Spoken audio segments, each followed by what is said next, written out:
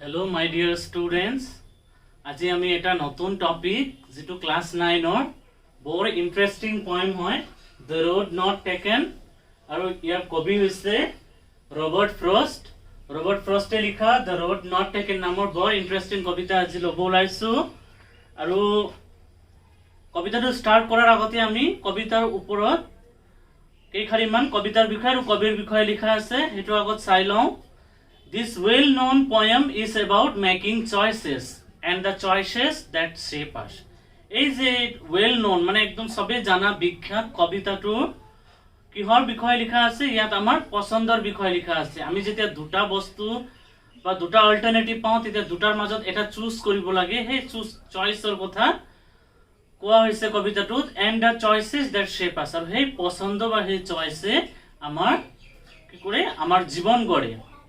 Robert Frost is an American poet who writes simply but insightfully about common ordinary experiences. ইয়াত কবিৰ বিষয় কৈছে Robert Frost হৈছে এজন আমেৰিকান পয়েট হয় কিন্তু পিছলৈ গৈ তেওঁ লণ্ডনত মানে শিফট হৈছিল ইংলেণ্ডত হেতু মেনশন কৰা নাই যদিও কৈ দিব খুজিলো তেখেতৰ লিখনিবিলাক বৰ সিম্পল মানে একদম সাধাৰণ লিখনি হয় কিন্তু বৰ গভীৰ ভাৱৰ আৰু লগতে তেওঁ মানে সাধাৰণ দৈনন্দিনৰ আমাৰ অভিজ্ঞতাৰ পৰা ধুনিয়া কবিতা ৰচনা কৰে কবিজনাই এতিয়া আমি কবিতা আৰম্ভ কৰাৰ আগতে কবিতাৰ কিছুমান হাৰ্ড স্পট বা ওয়াৰ্ড মিনিং কেটা চাই লওঁ ওয়াৰ্ড মিনিং ডাইভাৰ্জ মানে হৈছে ডিভাইডেড পৃথক ইয়েলো উড মানে হৈছে ফৰেষ্ট অটম সিজনৰ ফৰেষ্ট হয় হাবি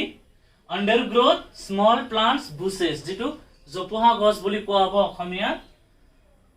Wanted where less used or less travel অব্যবহৃত পথ edges and edges after many years মানে বহু বছৰ পিছত trodden black to walk মানে খুজকাঢ়া গতিকে এই কেইটা হৈছে ওয়ার্ড মিনিং এতিয়া আমি কবিতাৰ লাইন বাই লাইন বুজি লওঁ কবিতাটো Two roads diverge in a yellow wood and sorry I could not travel both And be one traveler, long I stood and looked down one as far as I could to where it bent in undergrowth. তামানে ইয়াত কবি আমাৰ কবি Robert ফ্ৰষ্টে নিজকে এনেকুৱা এটা জায়গাত পাইছে যেটো হৈছে হালধীয়া ইয়েলো উড বুলি ইয়াত ইয়েলো শব্দটোৰে মানে অটম সিজনৰ পকা পাতবিলাকক বুজাইছে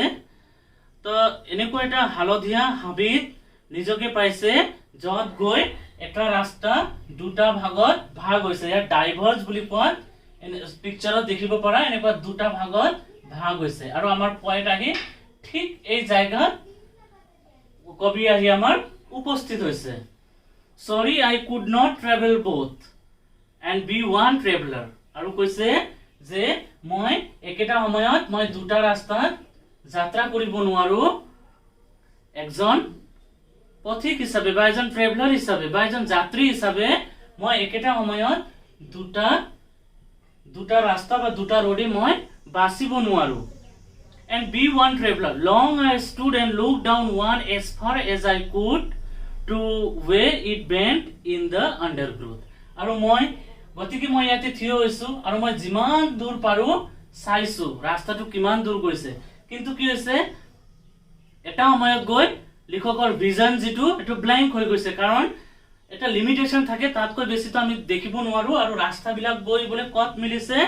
আন্ডাৰগ্ৰোথ মানে স্মল প্লান্টস বা জোপোহা গছবিলাকৰ মাজত গৈ সেই ৰাস্তাটো বিলীন হৈ গৈছে বা হেৰাইছে বেন্ড হৈছে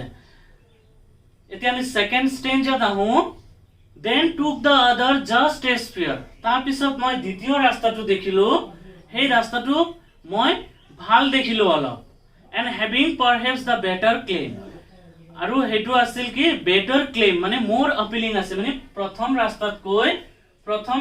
কৈ ফাৰ্স্ট ৰাস্তাত কৈ সেকেন্ড ৰাস্তাটো মানে more appealing লাগিছিল তাৰ মানে যাও perhaps the better claim আৰু হেতু টাইমত ৰাইটাৰক সেই ৰাস্তাটো ৰাইট যেন লাগিছিল এই সেকেন্ড ৰাস্তাটো আৰু ইয়াৰ কাৰণো আছিল সেকেন্ড ৰাস্তাটো ৰাইট লগাৰ কাৰণটো কি বুলি কৈছে because it was grassy and wanted where grassy মানে কি ঘাঁহ মানে ঘাঁহনি এইটো ৰাস্তাত সেকেন্ড ৰোডত ফাৰ্স্ট ৰোডৰ তুলনাতকৈ ঘাঁহনি বেছি দেখা পাইছে এন্ড ওয়ান্টেড ওয়েৰ মানে হৈছে লেস ট্ৰেভেল খুব কম যাত্ৰা কৰা তাৰ মানে সেকেন্ড ৰোডত ঘাঁহ গজিছে কাৰণ হৈছে মানুহে খুব কম মানে অহা যোৱা কৰিছে এইটো ৰাস্তা কম্পাৰেটিভলি ফাৰ্স্টৰ তুলনাত তো গতিকে তেওঁ কৈছে যে ইয়াত ঘাঁহনিৰে ভৰপুৰ আছে সেকেন্ড ৰাস্তাটো আৰু লগতে ইয়াত খুব কম যাত্ৰীয়ে যাতায়াত কৰিছে though as for that the passing deer had warned them really about the same ইয়াত আহি কবিফিৰ অলপ ডাউটফুল হৈছে যে মই তো ভাবি আছো যে ইয়াত মানে এই ৰাস্তাতকৈ এই ৰাস্তাটো অলপ পৃথক বা খুব কম যাত্ৰীয়ে যাত্ৰা কৰিছে কিন্তু হয়তো আগতে এই প্ৰথম ৰাস্তাৰ নিচিনা দ্বিতীয় ৰাস্তাটো হয়তো বহুত যাত্ৰীয়ে গৈছে আৰু ইহঁতেও ভাবিছে যে এইটো মানে কোনেও নজোৱা ৰাস্তা হয় মানে কবিৰ মনত এটো এটা ডাউট উৎপন্ন হৈছে তাৰ মানে ইয়াত আসলতে ৰাস্তা বুলি ইয়াত কি বুজাইছে আমাৰ জীৱনত বহু সময়ত এনেকুৱা মোমেন্ট আহে যে আমি দুটা বস্তুৰ মাজত একটা বস্তু বাছিব লাগে মানে ডিসিশন মেকিং আৰু হে ডিসিশন মেকিং বা সিদ্ধান্ত লোৱা কি কৰে আমাৰ ভৱিষ্যত নিৰ্ণয় কৰে তো ইয়াত আমাৰ কবি ইয়াক ৰাস্তা হিচাপে উপমা হিচাপে ব্যৱহাৰ কৰিছে যদিও মানে এটো আসলতে ৰাস্তা নহয় এটো আমাৰ জীৱনৰ যিকোনো পৰিস্থিতিত বা যিকোনো সিচুৱেচনত আমাৰ তেনেকুৱা এটা সময় আহিব পাৰে আৰু এটো আমি কেনেকৈ বাছিম এটোৰ ওপৰত ডিপেন্ড কৰিব and both and had them really about the same এখিনি হৈছে and both that morning equally lay in leaves no step had trodden black আৰু কি কৈছে দুটাই বুলি কৈছে আকৌ ইয়াতো অলপ কনফিউজন আছে কবিৰ এই লাইনতো তাৰ মানে ইয়াত সময়টো আছিল ৰাতিপুৱাৰ সময় আৰু দুটা ৰাস্তাতে সময়টো ইকুৱেল একে সিচুৱেচনটো বা সময়টো একে আছিল মৰ্নিংটো একে মৰ্নিং আছিল in leaves no step had trodden black আৰু এই যে trodden black বুলি কি কৈছে গছৰ পাত বিলাক যে তলত পৰি থাকে মানুহে যদি খোজ লয় তেতিয়াহলে সেই পাত বিলাক ছিঙি যায় ড্ৰাই পাত বিলাক ছিঙি যায় বা এটা সিন থাকি যায় কিন্তু দুয়োটা ৰাস্তাতে কোনো সিন নাই তাৰ মানে ৰাস্তা বিলাক এতিয়া কবিৰ মনত ফিৰ লাগি আছে যে হয়তো এই দুটা ৰাস্তাই সিমিলাৰ হয় মইহে ভুল কৰি আছো যে সেকেন্ড ৰাস্তাটো ফাৰ্স্ট ৰাস্তাতকৈ বা মই বাছা ৰাস্তাটো ফাৰ্স্ট ৰাস্তাতকৈ কম অহা যোৱা কৰা বুলি Oh, I kept the first for another day. ইয়াতে আহি কবিয়ে ডিসিশন লব পাৰিলে ইয়াতে ডিসিশন অলৰেডি ললে ডিসাইড কৰিলে যে নাই নহয় মই প্ৰথম ৰাস্তাটো বেলেগ দিনৰ কাৰণে থৈছো আজিৰ কাৰণে মই এই দ্বিতীয় ৰাস্তাটোতে যাত্ৰা কৰিব লাগিব yet knowing how way leads on to way জানো বুজু যে এটা ৰাস্তা যাত্ৰা কৰাৰ পিছত এই ৰাস্তাই আৰু বহুত ৰাস্তা সৃষ্টি কৰে বহুত ৰাস্তা ওলাই আহে yet knowing how way leads to way এটা ৰাস্তাই আন এটা ৰাস্তালৈ লৈ যায় I doubted if I should ever come back মানে নহয় আমাৰ জীৱনতো আমি একবাৰ এটা সময় পাৰ কৰি আগুৱাই যোৱাৰ পিছত বা একবাৰ সিদ্ধান্ত লৈ আগুৱাই যোৱাৰ পিছত আকৌ ঘূৰি আহি সিদ্ধান্ত চেঞ্জ কৰাটো পসিবল নহয় বা ডিসিশন আমি ওয়ান্স আমি ডিসিশন বনালো তেতিয়াহলে এই ডিসিশনটো আকৌ দুনাই ঘূৰি আহি চেঞ্জ কৰাটো পসিবল নহয় একানে কবিয়ে কৈছে যে yet knowing how way leads to way ৰাস্তায় আৰু নতুন ৰাস্তাৰ জন্ম দিয়ে জানো I doubted if I should ever come back মোৰ মনত সন্দেহ হৈছে যে মই কি আকৌ দুনাই আহি এই ফাৰ্স্ট ৰাস্তাটো যে বেলেগ দিনৰ কাৰণে থৈছো এটো কি আৰু লব পাৰিম জানো তাৰপিছত লাষ্ট ষ্টেঞ্জা চাও I shall be telling this with a sigh somewhere edges and edges hands two roads diverge in a wood and I took the one less traveled by and that has made all the difference আৰু কি I shall be telling with a sigh somewhere edges and edges hands বহু বছৰ পাৰ হোৱাৰ পিছত ভৱিষ্যতত মই কম কিহেৰি কম relief মানে হুমুনিয়াকাৰী কম যে two roads were diverged in a wood এটা সময়ত মোৰ এনেকুৱা সিচুৱেচন আছিল যে এটা হাবিত মই দুটা ৰাস্তাৰ মাজত এটা ৰাস্তা বাছিব লগা হৈছিল আৰু মই যেটো ৰাস্তাত খুব কম মানুহে খোজ কাঢ়িছিল হেতু ৰাস্তাক বাছিছিলো হেতু ৰাস্তাক মই বাছনি কৰিছিলো and that has made all the difference আৰু এটোৱে মোৰ জীৱনত যথেষ্ট প্ৰভাৱিত কৰিছে তাৰ মানে আমি কবিতাটোৰ জৰিয়তে কবি এইটো ক'ব খুজিছে বা এইটোই মেছেজ দিব খুজিছে যে জীৱনত আমাৰ বহু সময়ত এনেকুৱা সিচুৱেশন আহিব পাৰে যে আমাৰ হাতত দুটা অল্টাৰনেটিভ আছে বা দুটা চয়েস আছে আমাৰ দুটাৰ মাজত যিকোনো একটা বাছিব লাগে আৰু আমি যদি তেতিয়া ৰাইট ডিসিশন লওঁ তেতিয়া হলে ৰাইট অৰ ৰং ইয়াত ৰাইট বা ৰং বুলি কথা কোৱা নাই to right হ'ব পাৰে to সময় ক'ব কিন্তু হে ডিসিশনে কি কৰিব আমাৰ ফিউচাৰ বা আমাৰ ভৱিষ্যত শেপ দিয়াত বা গঢ়াত সহায় কৰিব এই কাৰণে আমি যিকোনো এটা ডিসিশন লোৱাৰ আগত আমি চিন্তা ভাৱনা কৰি ল'ব লাগে যেনেকৈ আমাৰ লিখকে যথেষ্ট চিন্তা ভাৱনা কৰিছে আৰু এই চিন্তা ভাৱনা কৰাৰ ফলত তেওঁৰ জীৱনটো পিছলৈ গৈ প্ৰভাৱিত হৈছিল তাই এইটো মেছেজ হয় বৰ ধুনীয়া কবিতা আশা কৰিছো তোমাতে কবিতাটো বুজি পাইছা আজিৰ কাৰণে কবিতাটো হৈ গ'ল এতিয়া আমি কোৱেশ্চন আনসাৰ ডিসকাস কৰো এতিয়া আমি কোৱেশ্চন আনসাৰ ডিসকাস কৰিম question number 1 where does the traveler find himself what problem does he face the poet finds himself in a yellow wood ইয়াত traveler বুলি লিখিলে হ'ব বা poet বুলি লিখিলে হ'ব অসুবিধা নাই ইয়াত মই poet বুলি লিখিলো তোমাতে traveler বুলিও লিখিব পাৰা যেহেতু কোৱেশ্চনত traveler আছে গতিকে traveler বুলিও লিখিব পাৰা The traveler finds himself in a yellow wood where there was a diverged road. কবি নিজকে কত পাইছিল এটা হালধীয়া হাবিত পাইছিল যত মানে এটা ৰাস্তা দুভাগত বিভক্ত হৈ গৈছিল What problem does he face? আৰু তেওঁৰ কি প্ৰবলেম হৈছিল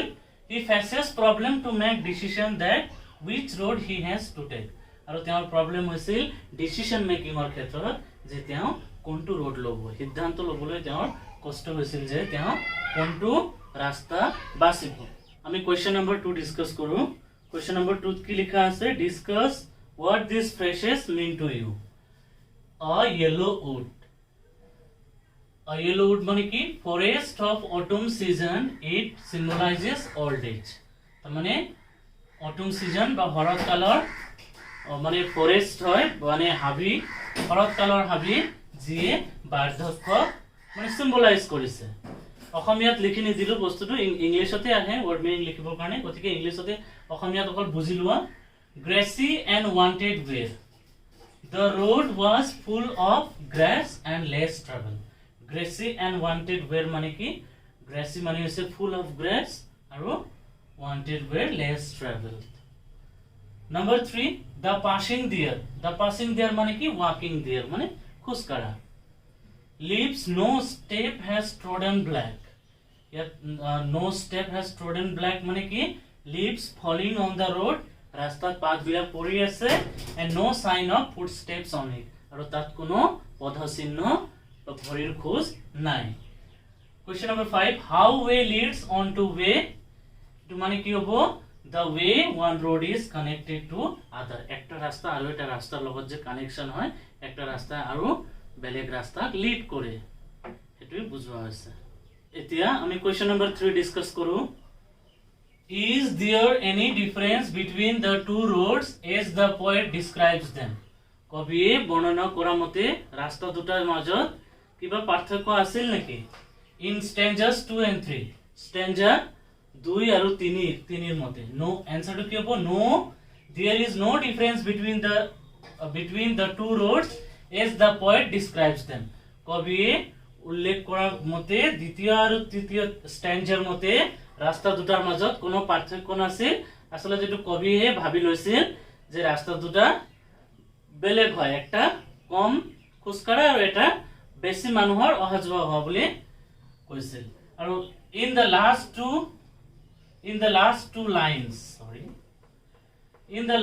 lines of কি কৈছিল there is a difference between the two roads হয় রাস্তা দুটাৰ মাজত পাৰ্থক্য আছে one is less traveled than the other এটা ৰাস্তা আৰু এটা ৰাস্তাতকৈ কম যাত্ৰা কৰা আছিল আৰু আনটো বেছি কৰা আছিল এতিয়া আমি কোৱেশ্চন নম্বৰ 4 ডিসকাস কৰো What do you think the last two lines of the poem mean কবিতাৰ অন্তিম দুই লাইনে কি বুঝাইছে বা অন্তিম দুখাৰিয়ে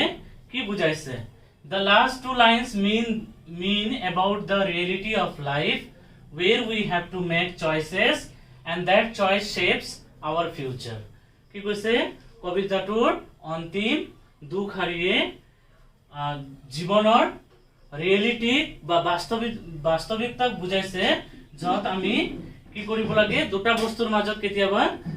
পছন্দ কৰিব লগা হ'ব পাৰে, আৰু সেই পছন্দই বা সেই চইছে বা সেই ডিচিশনে আমাৰ ভৱিষ্যত গঢ় দিয়াত সহায় কৰে। তো আহি আমি এইখিনিত কুৱেশ্যন আনচাৰো ডিছকাছ কৰিলোঁ। আশা কৰিছোঁ তহঁতে কবিতা আৰু লগতে প্ৰশ্ন উত্তৰ বুজি পাইছা। আৰু মোৰ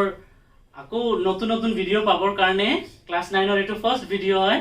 আৰু নেক্সট আৰু নতুন লেচন আৰু নতুন ভিডিঅ' পাবৰ কাৰণে কাইণ্ডলি মোৰ চেনেল ছাবস্ক্ৰাইব কৰিবা আৰু লগতে ফ্ৰেণ্ডবিলাকৰ মাজত শ্বেয়াৰ কৰিবা। Thank you so' much.